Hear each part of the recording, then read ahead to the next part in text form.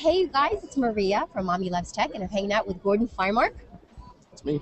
I like your name, Gordon. Firemark.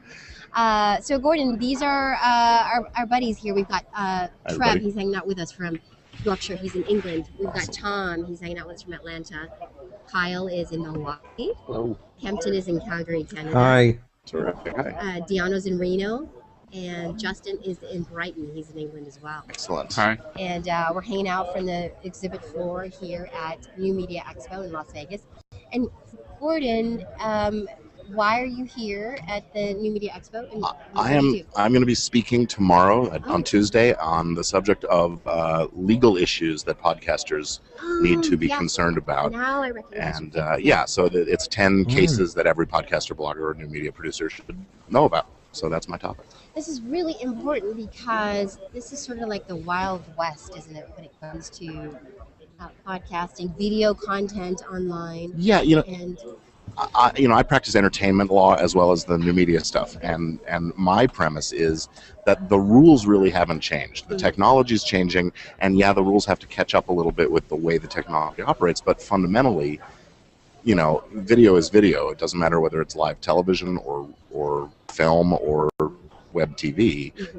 The rules about how you portray people and what you can say about people and what happens if you damage their reputation, those kinds of things. They really do.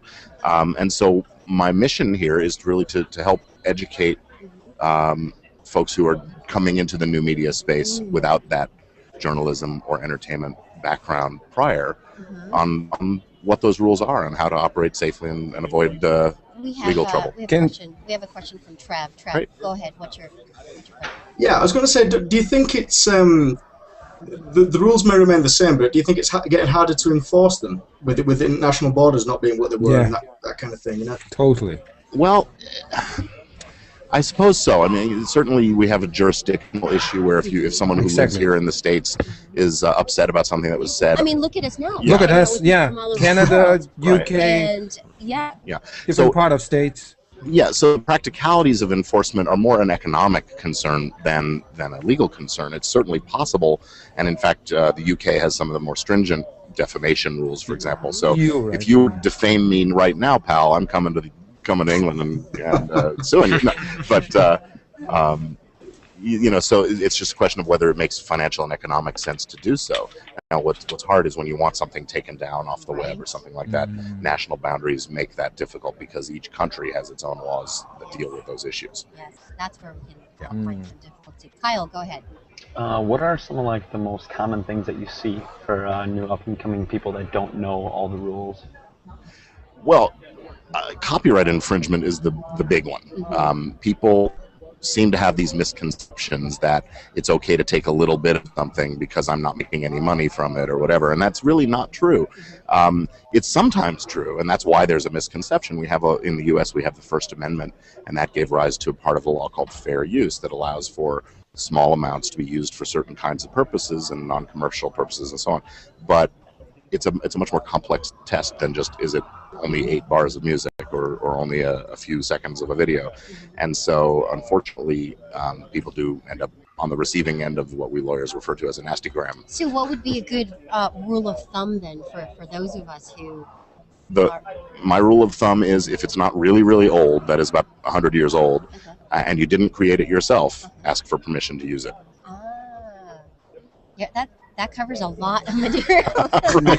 Right. Yeah. Here in the States, our copyright law protects works for 70 years after the creator of the work dies. And so the older law had a different scheme, but basically any work that was created after 1923, it's a good bet that it's still protected under copyright laws. That's why when sometimes when we have singers, I get them to sing a bar of a hymn.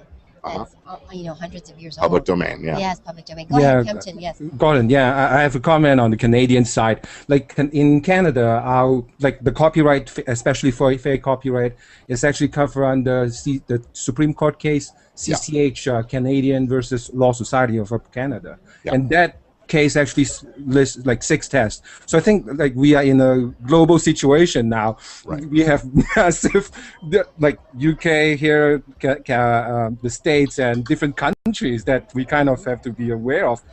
Do we go by where we are based? Like, for example, if I like pull up stuff and it meets our Canadian test, am I sort of safe? What's the situation? What do you think? It's a jurisdiction issue, I guess. Yeah, it is a jurisdictional issue. I would say if you operate in good faith under your home country's laws, you're going to be in pretty good shape. That said, if you're in a country that is lawless, and there are some countries in the world that are, you shouldn't be surprised when you're on the receiving end of some trouble about these things.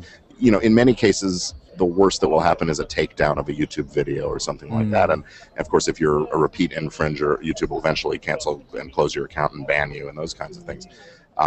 When it's really egregious commercial taking or